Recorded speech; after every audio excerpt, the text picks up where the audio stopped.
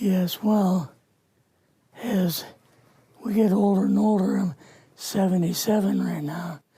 You can't live forever, you know. So if this procedure I'm going to have to clean the blood doesn't work, then I've got probably a few more months to make it before my kidneys shut down, you know. So that's kind of why I'm kind of going along with the interview at this time. You're seeing that what you went through is just too important for people not to know about. Yeah. Yeah. Can you just, can we start at the beginning with your military career and just walk through what exactly your experiences were? Was drafted into the military and got into the U.S. Army. After that, I was sent to the Signal Training Center in eastern United States. What year would this be? 58. I went through the signal training course. And at that time, I went through the radio teletype course and also the cryptography course, crypto. They had 5 instructors that were getting out of military service. So they pulled the top 5 students, and I was 3rd in the class. So I got pulled as an instructor. Now, were you at this time also working yet for CIA? No. Not yet? No. After one day, my boss came to me, and he said, how would you like to, make some extra money? And I said, oh, money is good. So he's explained to me that he could put it through. I would have to get a top secret White House Q clearance for the job, And I thought, boy, must be a pretty exclusive thing, And I said, well, what is this? And he said that I'm director for the CIA for Eastern United States, And I said, oh, I didn't know that. And he said, you weren't supposed to. After about 6 weeks, my security clearance came through, and I got my CIA card. It was an ID card, like a credit card, where I could just go up to the door and slice it, walk right in. And my name at that time, I used a artificial name too. Never used my real name. I started working with him on the project he was on, and that was Project Blue Book, which was kind of partially a fraud. You're saying some of the Blue Book cases were completely fictitious? Yes. But the cases that we got came from, I think it was Fort Belvoir, Maryland. Mm-hmm. Fort Belvoir? Yeah. And it didn't come from the Pentagon, or it didn't come from CIA headquarters.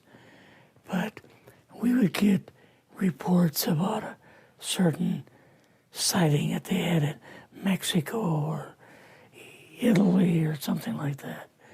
And then we had people that would follow through on it, that would go out and interview the people to see if they were nutcases or if it was real, So they'd be going overseas frequently? I wasn't, but I always stayed statewide. But the people we had working with us from the CIA would do that. We would get like a new report probably a couple times a week. I was coming into the Army fresh off the farm, so I really didn't have much knowledge of anything, but my boss filled me in on Project Blue Book and what they had found so far. as far as Greys and aliens and the Roswell incident. How did you feel when this first got dumped on you? When you first learned about this? I was just kind of overwhelmed with all of this, you know. And I said to him, I don't know if I'm going to be able to be a judge of this type of thing. What's real, what's not, when I don't have much knowledge of it, you know. So... What did he say? He said, well, we have to build the information as we go, and you'll see how this thing is working out. And then the other thing is, of course, you really weren't able to tell family or close friends, obviously. No, I couldn't tell anybody. In fact, I had to take a vow that I wouldn't tell anybody. A lot of it for 40 years, and more of it for 50 years, which is up in 2010. You're doing all this crypto work, you're looking at images, photographs, video. It's 1958, maybe the fall of 58. What happened after this? At that time, the Project Blue Book thing kind of went pot, you know. If you remember, back in those days, they kind of declared it as a nothing, you know. Mm-hmm. Right. And they were telling the world all UFOs are misidentifications, hoaxes, balloons. Yes, psychological issues, whatever.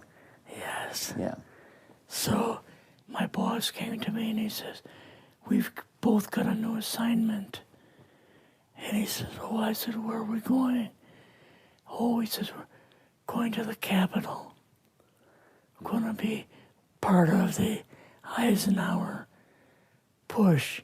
He's trying to find out something about all about these aliens that MJ-12 was supposed to find out, but never sent back reports to him. The MJ-12, the UFO control group, were they calling it MJ-12 at that time? Yes.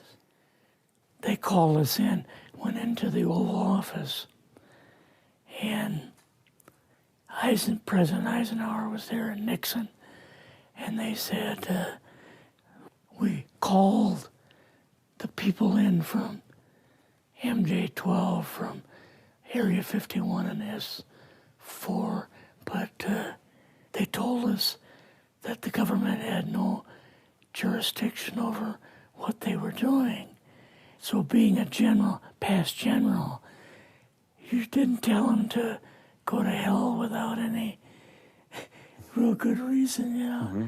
So he said, I want you and your boss to fly out there. I want you to give them a personal message. And he says, I want you to tell them, whoever is in charge, tell them that to get in, they have this week, coming week, to get into Washington and to report to me. And if they don't, I'm going to get the First Army from Colorado, and we're going to go over, we're going to take the base over. I don't care what kind of classified material you got. We're going to rip this thing apart. Eisenhower was going to invade Area 51. Yeah, with the First Army. So you go out with your superior. Yes. You fly out. You land. What happens? Can you describe this whole process, what you saw? It took us the 13 or 15 miles south to S4 and like different garage door openings. Okay. And in these garage door openings, they had like different saucer crafts. The very first one had the Roswell craft in. It was kind of crashed up, but apparently every alien that was in it died except for a couple. So you see the Roswell craft, and what are some of the others that you see? Well, the Roswell craft was really strange because it looked like real heavy aluminum foil. We could rock next to it, and you could rock it. The whole thing probably weighed 150, 300 pounds. Could they tell what the source of power was of this craft? Yeah, it was like a reverse gravitational thing of some kind. In fact, one later on, I got the mathematical code for reversing gravity in a 3x5 card. I guess there are different types of grays and so on. How did you see that evidence? Well, at the later on at S4, we viewed the autopsy film, and then the colonel said, "What we've got in here is we're interviewing a gray alien." All right, right there. How did you feel at that moment? Well, I thought, boy, we had no idea we were going to see the real thing. All we saw was film. You had to have a little bit of heart racing at that Yes. moment. My boss was able to go in and had a partial interview with him. So what did this gray alien look like? Could you describe him a little bit? This one looked a little bit oriental. So I'm just wondering if it looked almost human, what about this didn't look human? No, it didn't look human as far as the skin tone and basically the shape of it and the size. How was its head size compared with a normal human, for example? Brain was kind of a little bit bigger. And some of the nose was very, very small. And the ears were just like holes. Mouth was very small. Now, why were they bringing you out here at all, anyway, to see an alien? What was the point? To go back and tell the president they actually had one. So he did not know at this point No, if there was an alien at S4. no. What did you do then at Area? Were you done, or did you have other things to do with Yeah, S4? so basically we were kind of done, went back to Area 51. They took us into the main building, and there we saw a U-2, which of course we didn't know existed. And a model of the SR-71. Yeah, the Blackbird. So, but like I mentioned earlier, it was not a model of the current Blackbird, It was an earlier version. but an early version. Did you go directly to Washington after this? Yes. Or did you go somewhere else? How did they get, did you fly We regular airline or? We flew back to the commuter plane back to the air base, and then took President Eisenhower's Lockheed Electra back to Washington. You and your supervisor, Yeah. superior officer, and now you're meeting with the president? Yes. Can you describe this? Well, we met with him in, the second story of the old OSS warehouse building. And Eisenhower and Nixon were there, and also Hoover was there. So he asked us what was going on, and we told him about the alien, the whole situation, and the black projects and so on. And he was just totally shocked.